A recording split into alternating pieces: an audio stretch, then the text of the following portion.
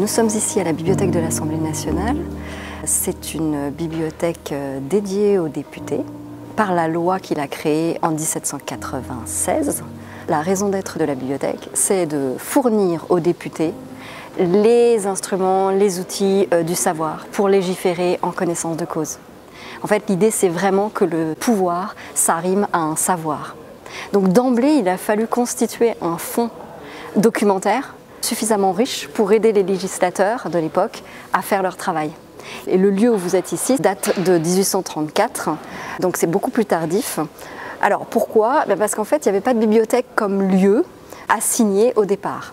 Et ça tient à la nature même du Palais Bourbon, qui n'est pas un lieu qui a été construit pour les députés, mais un palais, le palais de la Duchesse de Bourbon, qui existait antérieurement et qui a été utilisé pour accueillir la représentation nationale. Avant, les députés, donc à Versailles, puis aux Tuileries, puis au Palais Bourbon. Et en fait, la bibliothèque, le fonds, a suivi ces différents lieux. Et au Palais Bourbon, la bibliothèque, au départ, a été une bibliothèque qui s'est retrouvée à l'Hôtel de Lassay. Hôtel de Lassay qui est à l'heure actuelle la demeure de fonction du président de l'Assemblée nationale, en l'occurrence la présidente de l'Assemblée nationale, Yaël Braun-Pivet.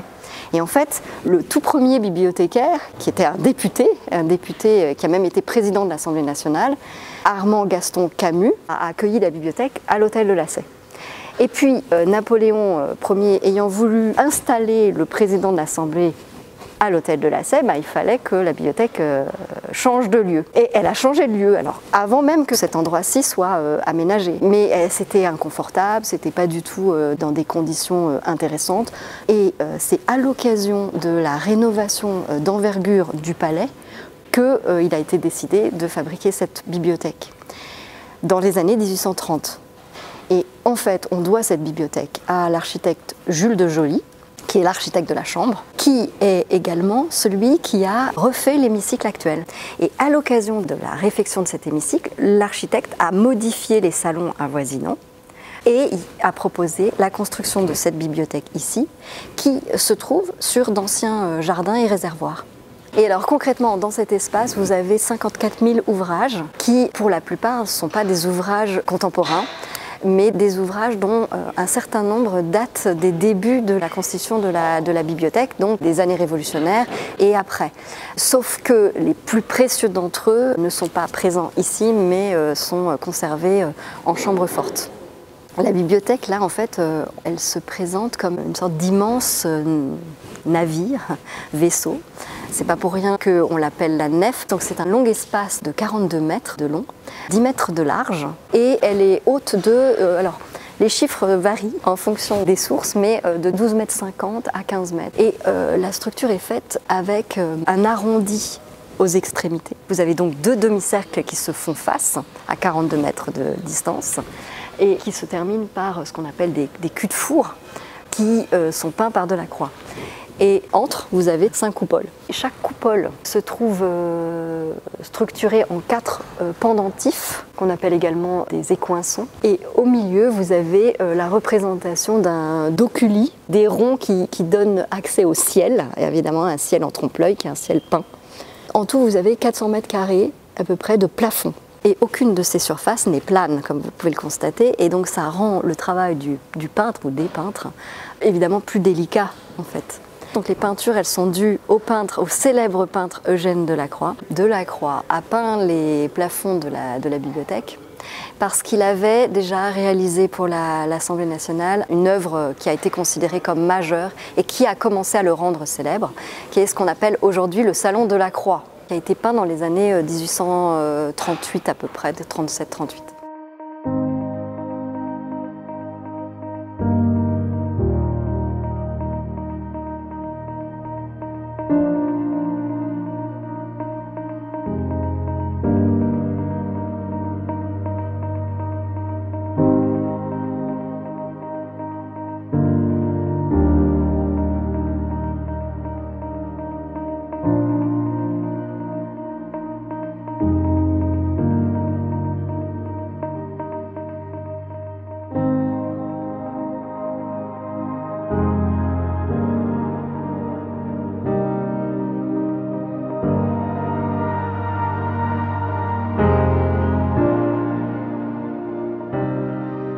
Donc Delacroix a déjà peint le Salon du Roi de l'Assemblée nationale et il va se proposer pour réaliser l'ensemble des décors.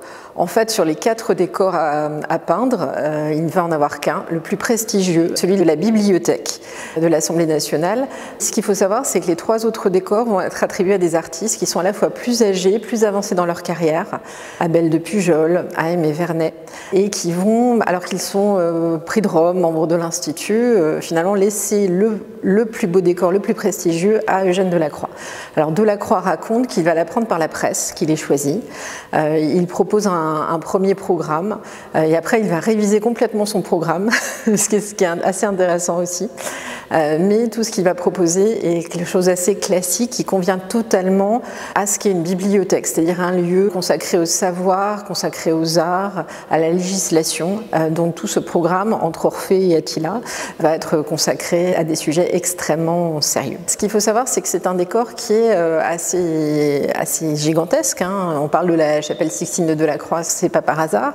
Donc vous avez 2 demi-coupoles en fait, en hémicycle, des 2 côtés, et qui se répondent. D'un côté, Orphée apporte les arts et la civilisation. Orphée joue de la lyre aux Grecs encore sauvages. Donc vous avez tous les bienfaits des arts et de la civilisation d'un côté. Et de l'autre côté, Attila détruit la civilisation.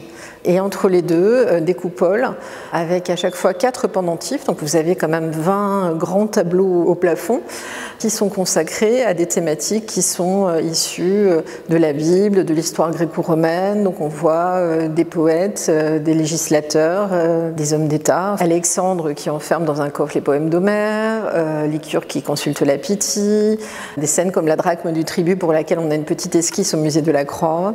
Toutes ces scènes, finalement, l'idée c'est qu'elles accompagnent, parce qu'elles racontent les réflexions des députés dans leur lecture. Et il est évident que ce n'est pas un programme purement décoratif. Il a véritablement cherché à créer quelque chose qui ait du sens par rapport au lieu qui est une bibliothèque, son rôle, sa fonction, mais également au lieu Assemblée nationale, représentation nationale. Et c'est pour ça que c'est très intéressant de mesurer que l'entrée par laquelle on est arrivé, l'entrée principale, elle débouche sur la coupole centrale, qui est la coupole dévolue à la législation et à l'éloquence. Donc on est bien là dans la bibliothèque des députés. Mais en fait, ce qu'a voulu montrer Delacroix, alors on émet des hypothèses évidemment, c'est qu'un lieu comme une bibliothèque, c'est un lieu de savoir, et qu'en fait on est dans la tension entre la barbarie d'un côté et la culture et la civilisation de l'autre. Et comment Delacroix représente-t-il la barbarie? Il la représente par Attila sur son cheval blanc, Attila qui foule aux pieds l'Italie et les arts, donc symbole même de la civilisation. Alors on sait que Attila, heureusement, n'est pas arrivé jusqu'à Rome, mais enfin il a fait beaucoup de dégâts. Et en tout cas dans la culture occidentale, Attila c'est le représentant même de la barbarie. Donc pour Delacroix, il y a cette expression de la barbarie avec en tension et en opposition Orphée, qui vient apporter la civilisation. Et comment cette civilisation est-elle exprimée? Elle est exprimée par les 5 coupoles intermédiaires entre les 2 culs de four. Donc vous avez une sorte de catalogage de l'esprit humain. D'abord, la première coupole à partir d'Attila, qui est la coupole dévolue à la poésie. Donc on va trouver Ovide, Homère, on va trouver Achille évidemment, etc. Et puis ensuite vous avez la coupole dévolue à la théologie. Donc là on est dans une dimension déjà un peu plus scientifique, c'est la science de la religion. Puis l'éloquence et la législation comme je vous l'évoquais. Ensuite la 4e coupole, c'est la coupole de l'histoire. Et la 5e coupole, c'est la coupole de la science. Alors c'est un chantier qui va prendre quasiment 10 ans en fait. Tout d'abord parce que Delacroix va accepter d'autres chantiers pendant ce temps, comme celui de la Bibliothèque du Sénat par exemple, et puis qu'il va y avoir un certain nombre de vicissitudes, des incompréhensions avec l'administration de l'Assemblée nationale, avec les questeurs. Il va y avoir la toile qui avait été marouflée dans un des hémicycles qui va se décoller parce qu'il y a des problèmes avec l'architecture. Donc Delacroix va être obligé de refaire son travail. Donc c'est un chantier qui est long, qui est compliqué. Donc lui, il s'était mis en quête de murailles à décorer parce qu'il avait ce besoin de faire grand. Et il a très vite vu, il a presque 50 ans à la fin, qu'il a besoin de mettre, comme il l'écrit, des bras au bout des siens. Donc il va recruter, former un certain nombre d'artistes. Gustave Lassalle-Borde, avec qui il va se brouiller ensuite d'ailleurs, qui va beaucoup l'aider. Louis de Planay également, un petit peu Pierre Andrieux sur la fin. Donc ce sont des assistantes de Lacroix. Évidemment, il va se garder la conception, donc il va faire lui-même des esquisses. Les assistants vont plutôt être là pour agrandir, mettre en place les choses, notamment pour les décors des pendentifs qui vont être peints dans l'atelier et marouflés ensuite. Ce rôle des assistants est important. Et Delacroix écrit aussi à un moment qu'il est venu faire son ménage de peintre, donc ça veut dire qu'il a rectifié tout ce que n'avaient pas bien fait les assistants, parce que c'est évidemment beaucoup plus facile de voir les erreurs des autres que les siennes.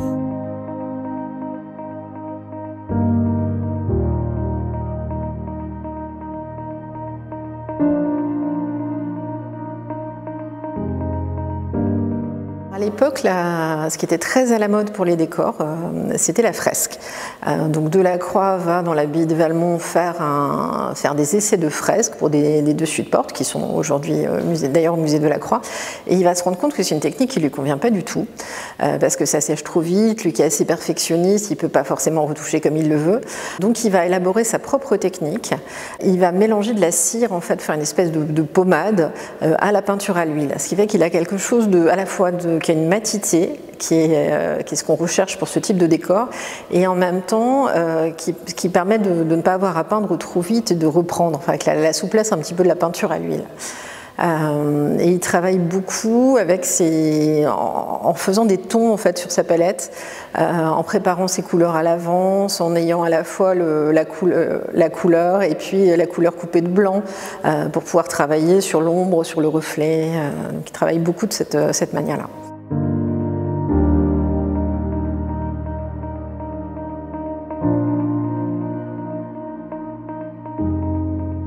Alors mon rôle dans la restauration de ce chantier de la bibliothèque était d'assurer la restauration globale de la bibliothèque dans un calendrier très contraint et avec une intervention à la fois sur les plafonds de Delacroix et à la fois un chantier beaucoup plus technique qui s'est situé en partie basse de la nef de cette magnifique bibliothèque. Il faut savoir que depuis 1834, la bibliothèque n'avait jamais été restaurée en totalité.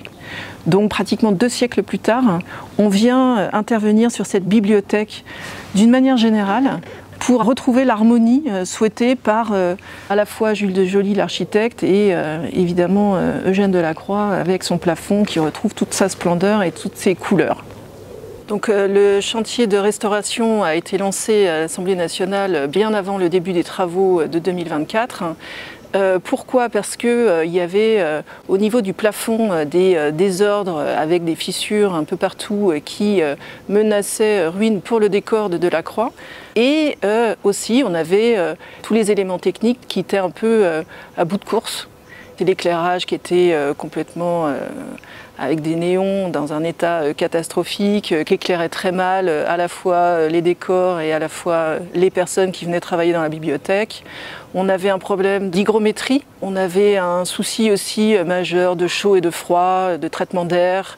L'air était trop sec dans la bibliothèque, on abîme tous les ouvrages, les 54 000 livres installés dans la nef de la bibliothèque. Et donc on a fait le choix en effet de restaurer d'une manière globale la bibliothèque et pas uniquement les décors. Les grandes étapes du chantier, si le chantier à proprement parler a duré uniquement une année, c'est bien parce qu'en amont, il y a eu énormément d'études préalables qui ont été faites pour essayer de comprendre la globalité de la bibliothèque.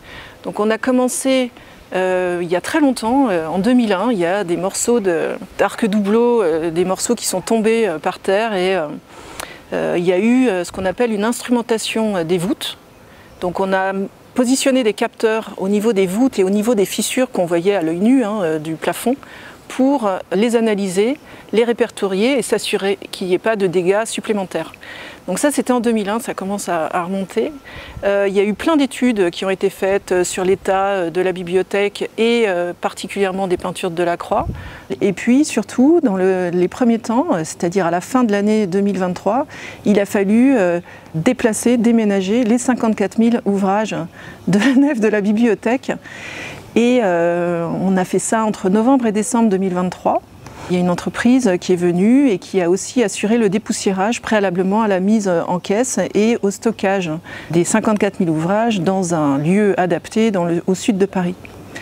Donc on a pu commencer réellement les travaux lors de l'interruption parlementaire de Noël 2023 et les entreprises ont pu arriver et commencer à monter un échafaudage suspendu et accroché au pilier de la bibliothèque pour pouvoir travailler à 15 mètres du sol et donc offrir un plateau de travail pour l'équipe de restaurateurs qui allait venir et travailler, elle, pendant 8 mois et demi.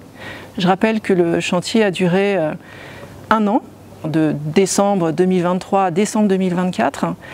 Par contre, l'équipe de restauration pour les peintures du plafond, elle n'a eu que 8 mois et demi de travail, puisqu'il fallait monter l'échafaudage préalablement et bien sûr le déposer, et travailler entre les 2 niveaux, le chantier du bas et le chantier du haut, entre l'espace qui était réservé pour le platelage de travail. Donc 8 mois et demi, c'est très court pour 400 mètres carrés de peinture de Delacroix, mais l'équipe d'Aline Moscalit de Thal a relevé le défi. Alors, moi, mon rôle était d'être ce qu'on appelle mandataire, puisqu'il s'agissait d'un groupement solidaire sélectionné dans le cadre d'un appel d'offres. Donc, il y a toujours un mandataire, c'est lui qui représente l'équipe, qui participe à des réunions, qui veille à ce que les chantiers se déroulent bien, harmonieusement, d'une manière fluide, et qu'ils soient terminés à temps. Là, c'était très important. On avait un délai qui était pas modulable, modifiable. Donc voilà, mon rôle était de coordonner une équipe d'une trentaine d'intervenants, une bonne trentaine d'intervenants. On se connaît tous très très bien, on a tous les mêmes niveaux d'études et de compétences. Donc c'était plutôt un plaisir qu'un travail. Alors moi j'ai eu la chance que l'Assemblée nationale me demande d'être membre du comité scientifique. C'est vrai que j'ai pu suivre en fait la restauration des premières études préparatoires à la fin de la restauration.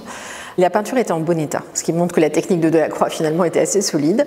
Par contre, elle était très encrassée. Alors il y avait quand même des défauts structurels, il y a certaines toiles derrière lesquelles il y avait des gravats qui s'étaient accumulés, ça c'était un peu une surprise. Et puis vous voyez un petit peu que la structure avait bougé, etc. Mais globalement, c'était surtout des questions d'encrassement général, parce que l'Assemblée a eu longtemps un chauffage au charbon et que les députés ont fumé juste en dessous des peintures pendant de nombreuses années. Donc c'est vrai qu'on a redécouvert complètement en fait, les couleurs de Delacroix, ce qui est magique dans cette restauration. C'est toute cette d'avoir retrouvé les ciels turquoises, les rouges, tous les petits reflets, voilà. Moi, ce qui m'a beaucoup frappé, parce que j'ai pu monter sur les échafaudages et voir en fait les peintures de près, c'est que Delacroix est quelqu'un d'assez perfectionniste finalement. Il va multiplier les petits détails, les choses qu'on ne voit pas du tout d'en bas, mais qui contribuent à sa composition générale et à l'éclat général de sa peinture. C'est-à-dire qu'il y a des animaux en bas, il y a des petits personnages dans le lointain, on va avoir de petits bijoux qui brillent. Et c'est vrai que ce qui était assez merveilleux, c'est de découvrir tous ces détails, tous ces personnages qui se fondent finalement dans un ensemble. Et que Delacroix a sans doute eu un grand plaisir à peindre, lui monter sur son échafaudage, à finir un peu ses peintures sur la base que les assistants ont pu lui mettre en fait.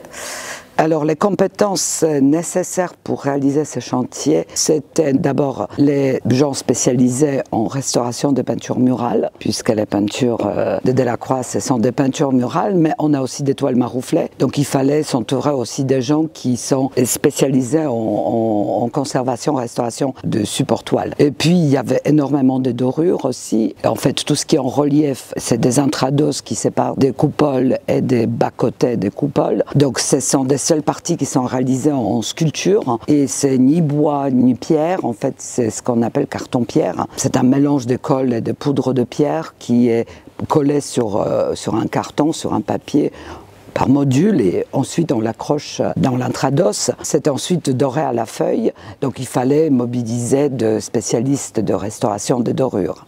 Et on a aussi accueilli des stagiaires parce que sur un chantier d'une longue durée avec des problématiques tellement variées, c'était vraiment pour moi indispensable de pouvoir transmettre cette expérience des travails en équipe sur un chantier complexe et beau en plus. La dernière restauration, la seule restauration fondamentale, était réalisée en 1930 par ailleurs par l'élève d'élève de Delacroix, René Piot. Et depuis, il n'y avait aucune intervention fondamentale, il y avait juste des petites interventions, des réparations d'un bout de plâtre qui tombe ou d'un morceau de toile décollé. Et à l'occasion, on passait un petit coup de vernis, un petit coup de dépoussiérage, de nettoyage. Mais il n'y a pas eu de restauration. 100 ans, c'est beaucoup, même dans un bâtiment qui est relativement protégé de l'atmosphère extérieure. Mais il faut savoir aussi qu'au XXe siècle, on fumait beaucoup dans ces endroits, donc les peintures se sont recouvertes aussi des tas de dépôts de poussière. Donc elles étaient d'abord illisibles, très sombres, puis elles étaient recouvertes des vernis très brillants qui, une fois éclairés, l'écu de four était par exemple illisible parce que tout se reflétait dans ces vernis comme dans un miroir. Il y avait beaucoup de fissures. Certaines toiles étaient décollées aussi de supports. Donc tout ce qui était fait comme travaux sur les structures, c'était évidemment en amont de notre intervention. Mais en même temps, on a intervenu simultanément. Ce chantier était globalement très intéressant. Il y avait beaucoup de problèmes à résoudre. Donc ce qu'on aime, on aime trouver des solutions, avoir des chantiers difficiles, voilà. Alors, au-delà des restaurateurs qui sont intervenus sur les peintures, on a aussi sollicité tout un tas de corps d'état techniques et des menuisiers pour refaire le parquet, puisqu'on a restitué le parquet d'origine souhaité par Jules de Joly, l'architecte qui a construit la bibliothèque en 1834. Donc on a travaillé avec nos menuisiers qui ont poncé toutes les bibliothèques pour leur redonner la couleur chêne clair d'origine. Et puis on a aussi travailler avec des maçons pour faire des percements dans les murs. Ce sont des percements qu'on ne voit pas mais qui permettent de ventiler et de donner un niveau d'air suffisant, hygrométrique et thermique adapté à une bibliothèque du XXIe siècle. On a aussi travaillé avec des serruriers sur les cheminées, sur les grilles des cheminées. On a eu aussi une équipe d'intervenants sur les dos il y a des faux dos de livres dans la bibliothèque qui existent depuis l'origine, qui cachent une des parties des structures des bibliothèques, qui étaient très abîmées en cuir. Et donc on a travaillé aussi avec des ateliers qui ont restauré ces faux dos de livres. Et aussi sur certaines portes, dites portes sous tenture, on peut aussi voir dans la nef de la bibliothèque.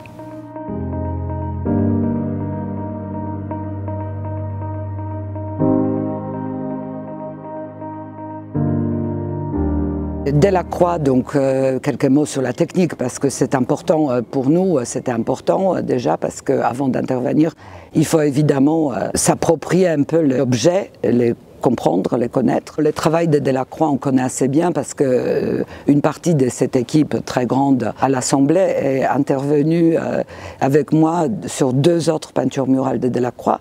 On a restauré la chapelle des Saints-Anges à Saint-Sulpice et puis la Pietà dans l'église Saint-Denis du Saint-Sacrement. Donc on connaissait déjà sa technique qui était toujours à peu près la même, c'est-à-dire il mélangeait l'huile de lin avec de la cire. On sait très bien parce qu'il parle énormément, il était assez bavard, surtout dans son journal. Donc on connaît très très bien ses procédés, ses mélanges et même ses palettes qu'il préparait pour chaque œuvre. Il composait sa propre palette. Donc en fait un mélange huile et cire. Pourquoi? Parce qu'il aimait les aspects mat, légèrement satinés qui donnent la cire. Il n'aimait pas la brillance des peintures. Et d'ailleurs il détestait les vernis parce qu'il trouvait que ça vieillit mal, ce qui est le cas, surtout les résines naturelles employées avant qu'on ne découvre les résines plus stables. Et donc il n'aimait pas les vernis, il n'aimait pas la brillance et il aimait aussi travailler avec des aspects très variés, donc mat ou brillant. Parfois il mettait plus d'huile pour obtenir justement une touche plus brillante et parfois c'était presque mat profond. Et donc ces aspects des surfaces, il faut les préserver lorsqu'on restaure son œuvre. Il se reprenait aussi beaucoup, ce qu'on appelle les repentirs, c'est quand l'artiste se reprend lui-même en cours de réalisation de ses décors. Donc les repentirs, il était maître des repentirs, il le dit d'ailleurs dans son journal. Et nous avons trouvé énormément de repentirs sur les plafonds de la bibliothèque. Nous les avons relevés parce que c'est très intéressant toujours. Lorsqu'on a l'occasion de s'approcher d'une œuvre, de récolter le maximum d'observations techniques pour connaître encore mieux la technique d'un peintre comme Delacroix.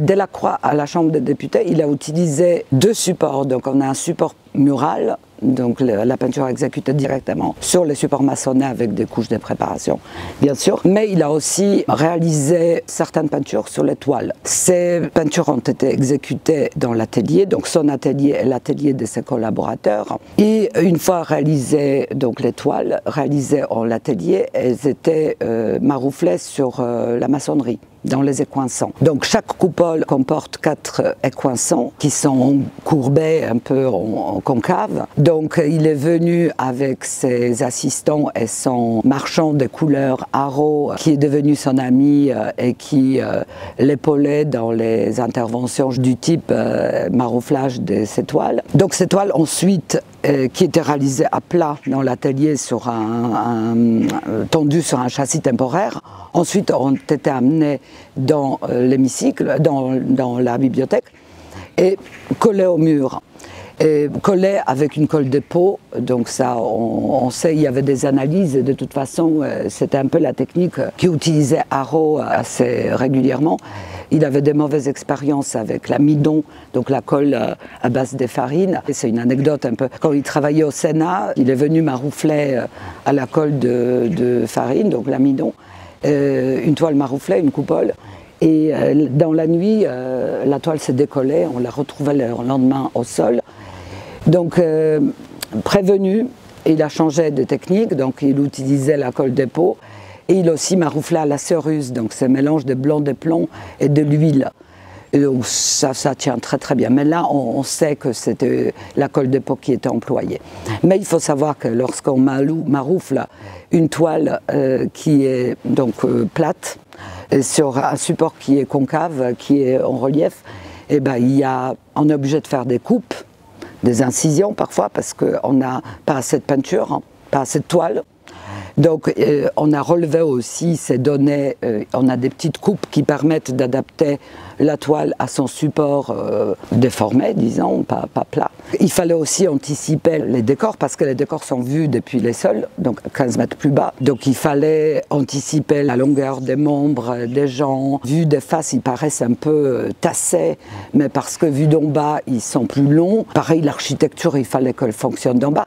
Donc tout ça, c'était un travail quand même réalisé en amont assez fabuleux par Delacroix. Il a fait énormément d'esquisses, et il a même fait une maquette de 2 culs de four pour pouvoir placer sa peinture en situation. Et donc voilà, c'était un grand travail quand même d'anticipation. Le Musée national Eugène Delacroix conserve une esquisse pour le décor de la bibliothèque de l'Assemblée nationale. Et une partie importante de ce décor, parce que c'est la demi-coupole qui représente Orphée. Donc ce qui est intéressant, c'est déjà de voir un petit peu la forme de cette esquisse, qui est complètement atypique, parce qu'elle reprend complètement la forme du décor, ce qui montre que Delacroix se pensait vraiment en peintre décorateur, et pas comme un artiste qui va plaquer finalement un tableau de chevalet sur un décor, mais vraiment il essaye de réfléchir en 3 dimensions. Et sur une surface courbe, ce qui est intéressant aussi, ça montre bien qu'il a envie de maîtriser ces questions de perspective, de changement, de placer ses personnages correctement. Alors il y a assez peu de changements entre notre esquisse et puis le décor final. Il y a un personnage qui disparaît, je crois, sur le côté. Mais sinon, on voit vraiment un petit peu tous les éléments. Orphée au centre avec sa lyre, et puis les Grecs encore sauvages qui se pressent autour de lui, avec toujours ce personnage du musicien qui attire les hommes. Et dans le ciel, devant les montagnes, là c'est Cérès. Et puis derrière, cette scène de labour, donc ceux qui n'entendent pas apparemment la musique d'Orphée avec des bœufs. Ce qui est intéressant, c'est qu'au moment de la restauration, on s'est rendu compte que Delacroix n'avait pas fait de tracé préparatoire, il y avait juste des petits traits de crayon en bas. Et il a fait tout le tracé préparatoire rapidement au pinceau, avec du brun, sans doute du brun Van Dyck, parce que l'idée de l'esquisse, c'est vraiment de mettre en place les choses, sa composition, de manière assez fluide, assez rapide. Donc on a tendance à parler d'une maquette, mais c'est pas une réduction du décor, c'est beaucoup plus une mise en place des choses dans la forme que va revêtir ce décor. Là, c'est une œuvre qui est actuellement en réserve, mais à partir du début du mois de juillet, elle va pouvoir être présentée dans les salles grâce à de nouvelles vitrines qui ont été conçues spécialement, évidemment, pour les mettre en valeur avec un nouvel éclairage, parce que l'éclairage, c'est toujours un défi pour ce type d'œuvre. Juste là, il y a le cachet de la vente après décès de Jeanne Delacroix. Donc ce qu'il faut savoir, c'est qu'il les a conservés en fait bien après la réalisation du décor de l'Assemblée nationale dans son atelier avec lui pour garder un souvenir de ces décors très importants qui ont compté dans la deuxième moitié de sa carrière. Et puis c'est vrai qu'avoir voilà, ce type d'esquisse en 3 dimensions, elles sont rarement conservées. Hein. Celle pour Attila, donc son pendant en fait a été mise à plat. Donc c'est vrai que c'est assez exceptionnel de pouvoir présenter ce décor un peu en miniature et puis de rentrer un peu dans les premières pensées de Jeanne Delacroix pour un décor aussi tout à fait exceptionnel. Alors des surprises, oui, on a pu retrouver sous la moquette, par exemple, tout l'embourdage, donc les structures en bois qui dessinaient le parquet en point de Hongrie posé initialement dans les années 30 du 19e siècle, et ce qui nous a permis de redessiner et de restituer le parquet d'origine tel que imaginé par l'architecte Jules de Joly. Ça, c'était une surprise parce qu'on n'avait pas pu naturellement déposer toute la moquette pendant les études. Concernant les surprises sur ces chantiers, bon, il n'y avait que des bonnes surprises. En fait, il s'est déroulé merveilleusement. L'ambiance était superbe. Les peintures, on craignait de les trouver dans un état bien plus dégradé. Donc finalement, on les a retrouvés après avoir ôté les vernis, la crasse, et toutes les accumulations des surfaces, et après avoir retrouvé donc la couche de Delacroix, on était tous surpris par le vraiment bon état de conservation. Évidemment, le cul de four sud, il a souffert beaucoup plus depuis la réalisation des décors parce que les structures ont bougé. Lui, il était effectivement beaucoup plus altéré. Après d'autres surprises, justement, ces repentirs, on les a trouvés étonnamment nombreux. Et sur les coinçons Hésiode et la Muse, lorsqu'on a nettoyé les vernis des repeints qui étaient nombreux côté gauche, et on s'est rendu compte qu'en dessous il y avait des personnages. Donc on a vu un bout de bras et en fait on retrouve ces personnages sur une esquisse réalisée de dessin préparatoire, même une esquisse colorée qui est conservée au Louvre. On voit donc 2 personnages qui ont été prévus. Donc normalement on n'a que Hésiode qui est allongé, qui dort, et la Muse qui flotte en dessus de lui. Et à gauche donc, au deuxième plan, mais on avait 2 personnages assez importants quand même. Et donc on les retrouve sur cette esquisse et il se trouve que donc Delacroix, il les avait peints en atelier. Probablement soit il les a corrigés dans son atelier avant les coller sur la voûte, ou peut-être il les a collés et il s'est rendu compte que ça ne marchait pas, qu'en fait c'en était des trop, que ça fonctionnait mieux, ces petits tête-à-tête entre ces 2 personnages et un paysage assez bucolique avec des fleurs et des bosquets derrière. Donc les 2 personnages alourdissaient la composition. Donc ça c'était assez marrant parce qu'on n'a jamais trouvé dans les archives la mention de l'existence de cette peinture. Donc on pensait que c'était un dessin préparatoire ou une esquisse qui n'était jamais vraiment réalisée, mais là on avait la confirmation que cette peinture a été vraiment réalisée comme sur l'esquisse. Donc ça c'était une surprise effectivement assez sympathique. Mais sinon, les chantiers, c'est un chantier des rêves. Sur aussi belle peinture dans l'ambiance et des conditions qu'on nous a données, c'était absolument remarquable. Ça fait quelques décennies que je travaille dans ce métier, donc je peux dire que vraiment les conditions étaient extraordinaires. Et donc s'il y avait un deuxième plafond de Delacroix, on accourt. Hein.